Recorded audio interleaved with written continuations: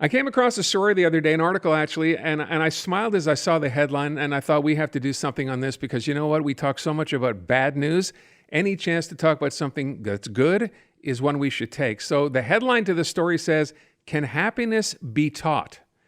Academics who hope to answer that have found reasons to smile. Well, one of those academics is on the line right now. Dr. Bruce Hood is a professor at the University of Bristol in England teaching a course called The Science of Happiness. And apparently, not only is he teaching happiness, but he's reached out to students who are finding his course so much fun and so interesting that he has to teach it twice a day. Dr. Hood is on the line right now. Thanks so much for being with us. Oh, it's my pleasure, Aaron. That's great. So let me begin by saying, by the way, we're reaching you in England, but you are in fact a Canadian. You're from Toronto. You've mentioned to me that, before we started chatting on air that you've traveled a lot. How did you come to end up teaching a course on happiness? Because my understanding in reading the article was you were a bit of a skeptic at the outset as well. I was. My career path has been, a bit like a magpie. I see something of interest and then I follow it. But this was actually driven out of desperation. About 6 years ago, I noticed that my students were increasingly unhappy in their studies, and they were kind of asking questions about how to pass the exam, what do they need to know.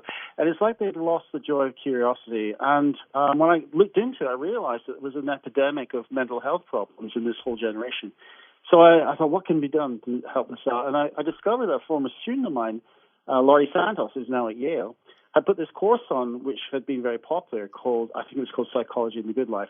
So I contacted her, and she shared her notes, and I put together a course. I just called it The Science of Happiness because it kind of captured what I wanted to do.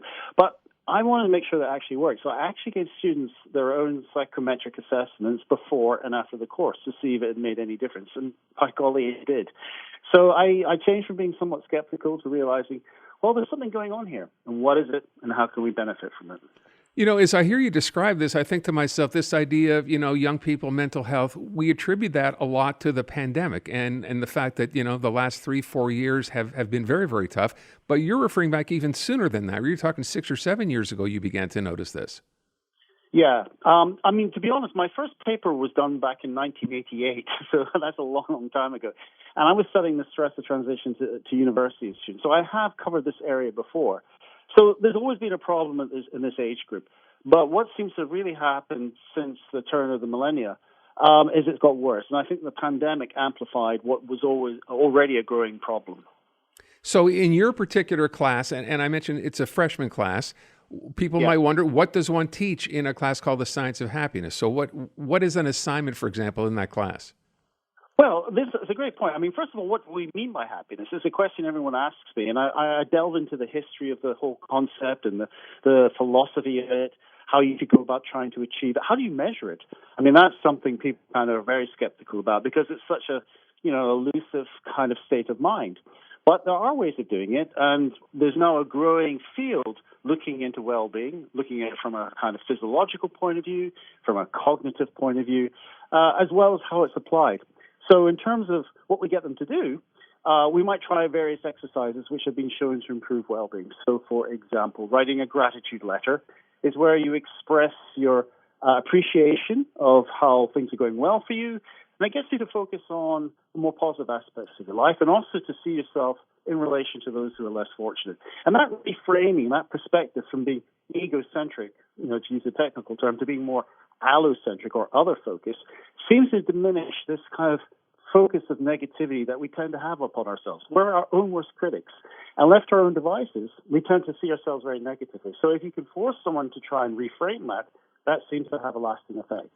Yeah, I love as well that in your class, in your lectures, cell phones are banned. Is that correct? That's absolutely correct. And that's a bit of a shock for them. They really find that difficult to deal with. But you see, there's no examinations in this course. There's no written papers.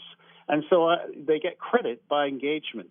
So they have to turn up to all the lectures, and they have to pay attention. I make the simple point. You cannot pay attention to me and pay attention to your phone at the same time. So one of them's got to go. And if you want the credit, it's the phone. It's got to go. Now, in the course that you're teaching for the number of weeks or months that this goes on, beyond this idea of engaging, you mentioned the gratitude letter, I imagine part of it is also engaging with other students, right? That's something we seem to have lost our way on as well.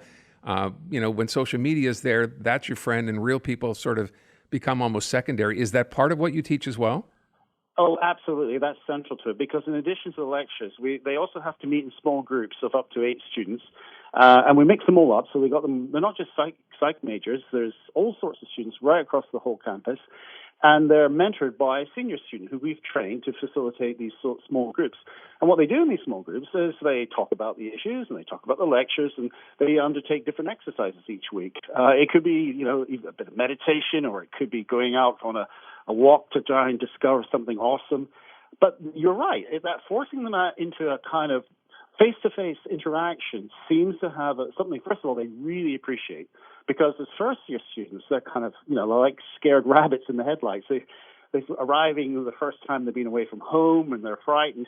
And when they get together, they realize that they're not alone. So I think it's a very valuable integration exercise. Yeah, and beyond themselves. And yes, obviously, they're all students in the same class. I love the idea that, talking to strangers is not a bad thing. That's actually something you encourage.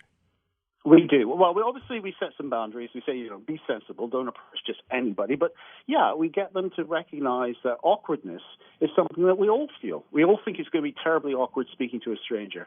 But actually, if you do put them in a situation where they have to do that, they find it immensely rewarding, as indeed does the stranger, because they kind of surprised that someone would be so kind to speak to them. So that's, again, another counterintuitive example. Because we think we know what we want. We think we know what will make us happy. But one of the big messages of the course is that often the things we think will make us happy actually don't end up doing that. And the things that we think will make us unhappy or awkward turn out to be really great. I wonder too, so in terms of talking to students after class, in terms of their reaction, as I mentioned off the top, your course has become obviously very popular. Although I got to be honest, when you said there's no exam, I'm wondering maybe that's part of it. You don't have to write an exam at the end of all of this, which is a bonus.